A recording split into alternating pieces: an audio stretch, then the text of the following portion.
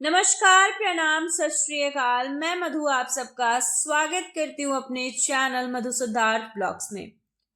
Bihar NDA के seat बंटवारे में बीजेपी और जदयू के 101 बराबर सीटों पर चुनाव लड़ने को लेकर राजद और कांग्रेस चुनाव के बाद नीतीश कुमार को ही सीएम रहने पर सवाल उठाने लगे हैं। जी हां, बता दूं, एनडीए में चिराग की लोजपा को 29 सीट, जीतन राम मांझी की हम और उपेंद्र कुशवाहा की रालोमो को 6 सीटें मिली हैं। बिहार में पहली बार होगा कि बीजेपी और जदयू एक समान सीटों पर विधानसभा का चुनाव लड़ेगी। विपक्ष के नेताओं का आगे नीतीश के सीएम होने पर सवाल उठाना पिछड़े और अति पिछड़े वोटरों को कंफ्यूज करने की रणनीति का हिस्सा दिखता है। भाजपा के कई नेता कई बार कह चुके हैं कि आगे भी नीतीश के नेतृत्व में एनडीए की सरकार बनेगी। राजद सांसद मनोज झा ने कहा है कि वो इस सीट बंटवारे को 142 और 101 की तरह देख रहे हैं। उन्होंने कहा कि इसे बीजेपी प्लस 142 और जदयू 101 कहना चाहिए। एक तरफ बीजेपी चिराग, मांझी और कुशवाहा है तो दूसरी तरफ नीतीश है।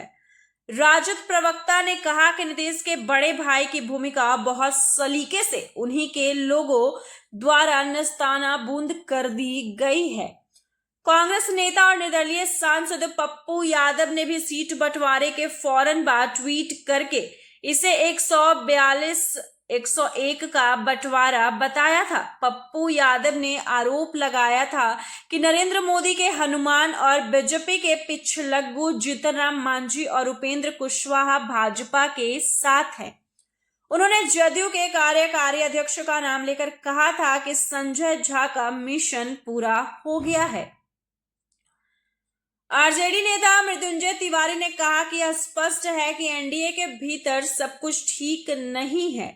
उन्होंने कहा कि बीजेपी जदयू को खत्म कर देगी। अब तक जदयू बड़े भाई की भूमिका में थी, लेकिन अब उसे बराबरी पर ला दिया गया है।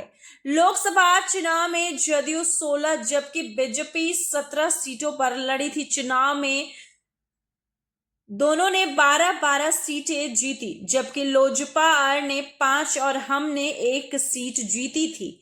छोटा भाई बड़ा भाई बहस पर जदयू प्रवक्ता केसी त्यागी ने कहा, अब हम बड़े और छोटे भाई नहीं बल्कि जुड़वा हैं।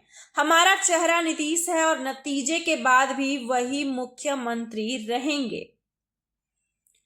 एक बार फिर से आपको बता दें, बिहार में विधानसभा चुनाव होने वाला है। विपक्ष